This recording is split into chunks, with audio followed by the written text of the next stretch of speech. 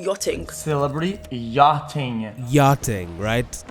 The term has been thrown around like a viral meme lately, but like, what is this yachting thing anyway? What is yachting? So yachting is basically, how do I say this without sugarcoating it? It's basically kind of like promiscuous in a way. Basically the term for celebrity prostitution. Basically pimping yourself out for a check. Yachting, as it turns out, is used to describe the practice of being paid to spend time and be pictured with wealthy clients. Elite prostitution, if you may. Or the other more favorable terms associated with it: escorts, modeling, essentially being paid to party, as some may refer to it. I got invited to go on a yacht before by this crusty white man, and I declined because no, it was not given that, and it was just seeming a little creepy, a little weird. His friends was not cute at all, so I was like, I'll pass. We all know very little about these 20 and 30 something women, not their full names, nor where they live, or indeed what they do, but we've all seen them dance on tabletops in Mykonos, sunbathe on the bars of glossy super yachts in the south of France, or pose in front of bathroom mirrors in 7-star Dubai hotels. But like, who are they? Seriously, who are these women who appear to not pause for work but instead flit around the globe, partying in the world's most rarefied clubs and restaurants, stopping only to document their lavish lifestyles across social media? Maybe you're also probably wondering, how does a 26-year-old woman like you, whose last Instagram story was about eating dinner sitting on her rented kitchen floor due to the lack of furniture funds, get in on the action? Would you like to know? Yacht who? I want to go on a yacht. Is this an invite, babes? It was kind of fun, interesting. I made a lot of money. I don't want your man. I do want his money. I mean, what a horrible example of what it means to be a woman in the Western society. These owners, these millionaires, these billionaires, they're incredibly powerful people, and a lot of the time they get their own way. Look, if you're a rich, famous guy and you don't want your name coming out, you're better off going to lower charging prostitutes rather than higher charging prostitutes. It's an incredibly secretive world which like no one really knows much about. I'm not surprised that this is done, that's for sure. We all know Hollywood is called Hollyweird and it's dark for a reason. You've probably heard prostitution referred to as the world's oldest profession, and in some ways the idea makes sense. While prostitution in reality is probably not the oldest profession in the world, farmers, hunters and shepherds were probably around first. Regardless of its status as the world's oldest, prostitution is most certainly one of the most controversial professions. I mean, various cultures have drastically different opinions of sex workers. But perhaps what we're more interested in is what the rich elite do with their money. So maybe the question we should be asking is, do the billionaire men use expensive prostitutes, and where do they get them from? Okay, first of all, they're not called prostitutes when they're high class, they are called escorts. I guess we're not all familiar with the term yachting. The term is used to describe young attractive women attending parties, most often on yachts during events like the Cannes Film Festival, with rich, powerful men in exchange for gifts. Those gifts are often promises of help with their careers, expensive gifts, or simply an envelope with cash. There's a circuit for these girls. It starts in May with the Cannes Film Festival, followed by the Grand Prix in Monaco, then Saint-Tropez for the last 2 weeks of July. Ibizan opening parties, super clubs in Mykonos, Sardinia and Riviera, and tennis tournaments are apparently prime hangout spots for these young, gilded millennials. Yachting is apparently one of the entertainment industry's biggest open secrets. Sex is the first biggest industry after films at Cannes. It's been going on for 60 years, as long as the festival has been here. And as Eli Nahas told me, every single Cannes Film Festival, you'll see all these yachts out in the harbor.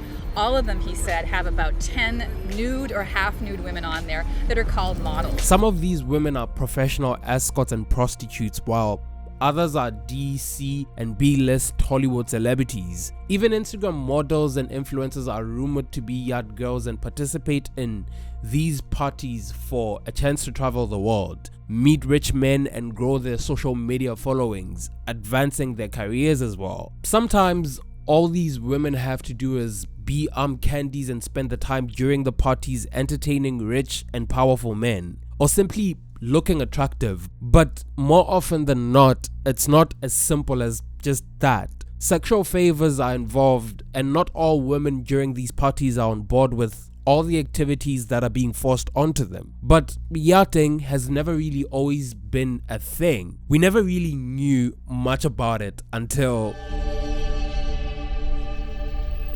District Attorney's Office would discover that for the past 15 years, Ina had been running a major high-end prostitution business that operated in New York City's Upper East Side and reportedly employed penthouse and Playboy models to service millionaire clients. The year is 2007, and a businessman who was also Gaddafi's associate, Nahas, is convicted in a prostitution ring. Well, the bust revealed all the dirty little secrets of how models and even some Hollywood actresses swarmed the hotels and yacht parties during the fest. It's the biggest payday of the year, says one escort. At the time, Nahas owned a beard-based modeling agency and worked as a right-hand man for Mu'tasim Gaddafi, the playboy Libyan prince and son of Libyan strongman Muammar Gaddafi, who was Nahas's longtime pal. It was during this period that Nahas was arrested on charges of running a prostitution ring that supplied more than 50 women of various nationalities to the younger Gaddafi and other wealthy Middle Eastern clients during the festival. Well, the women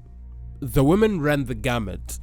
You had full-time prostitutes, escorts. You had models and beauty queens. Their job? To service men in hotels, on yachts, and in palatial villas in the hills above Cannes. Some of the women were brought into Cannes under false pretenses and coerced into prostitution. Well, some were on the clock. It was a typical payday for them.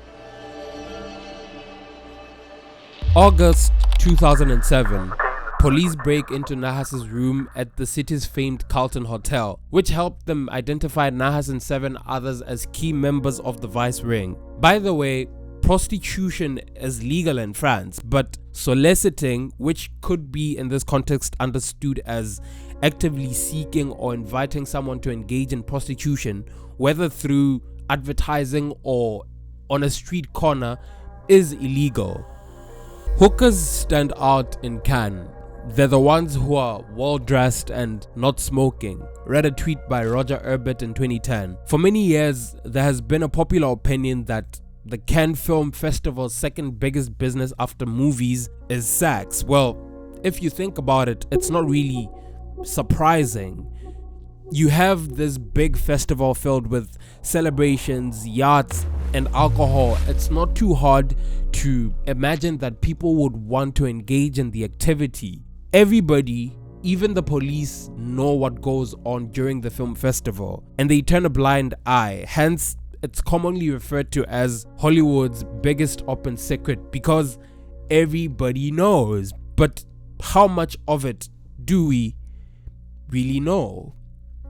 To me, it feels like a mystery hiding in plain sight. Until his 2007 arrest, Nahas was best known for throwing $1 million birthday party for Mu'tasim Gaddafi in Marrakech in 2004. He paid Enrique Iglesias $500,000 to attend and flew in Carmen Electra for $50,000. He says Kevin Costner also attended. Well, this case right here gave the public a glimpse into the dark world of Hollywood and the ridiculously overpriced prostitution, but we all went ready for what would follow. Jolo, who we talk a lot about, he paid Emily Ratajkowski $25,000 to go to the Super Bowl with him. The practice of yachting, or the idea of being paid to party, was broached by model Emily Ratajkowski in her 2021 memo My Body. She detailed being paid $25,000 at the start of her career to go to the Super Bowl with the disgraced Malaysian financier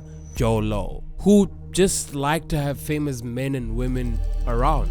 In an interview with the Sunday Times, Ratajkowski said, "I was on the clock, and I was unaware about what was expected of me during the date." She told the paper that she had been unsure of why she was there, how long she had to stay, and who her agent had to check with at the end of the night to find out whether she could leave. In her book, Ratajkowski also describes how from the age of 19, she would be invited to restaurants by a club promoter whose job, it seems, was to bring attractive women together for high-profile events. I'd only spent a handful of nights in clubs, but I knew that I didn't particularly enjoy them. I didn't like the music they played, or how drinks spilled on my bare legs, or how someone always seemed to be groping me, she writes. In one instance, she recounts being taken on an all-expense paid luxury trip to Coachella alongside 14 other young models. You know what this reminds me of? The Drake track, The Shoe Fits, from the album All the Dogs Scary Edition, I think. You know what he says? Listen, he goes, then you've got the ones that travel across the globe, everything is paid, they don't need a man, don't listen to Drake, never been a fan, you got a million hoes, yeah I understand, I'm never f***ing you, so take that out your plans, I'm good with all you niggas till the ring is on my hand. Then I search your name, find you on the gram, click the link tree and see you sucking dick on cam. What the fuck? Oh hell no. It can't be. Not Mrs. Independent, dude. I mean, Drake said it. Okay, if anything, he is notorious for shading women, especially his exes. But I mean, if anybody understands the world of escorts and high-end prostitutes, then it would definitely be him. Ratakoska is only a piece and part of the puzzle. The whole sham doesn't really end here. So many C and B level celebrities and even A level celebrities have been rumored to be yacht girls and actively participate in yachting. But like, I want you to pay attention to the word rumor, because that's all it might just be, a rumor, right? Some of the names that always come up are Selena Gomez, Demi Lovato. Many people believe that the reason they were able to transition from Disney stars into pop superstars was due to yachting rather than their talent. I don't know, bro.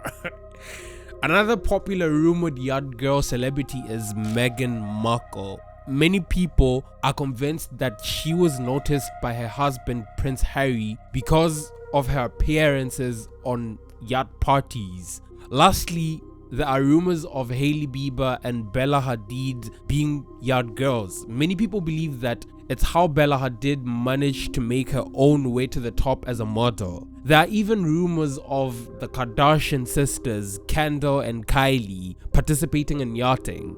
But I mean, it gets awfully ridiculous sometimes. To some extent, it feels like we see a woman in a bikini on a yacht and, oh, she must be yachting. But I mean, come on. Let's not be those people.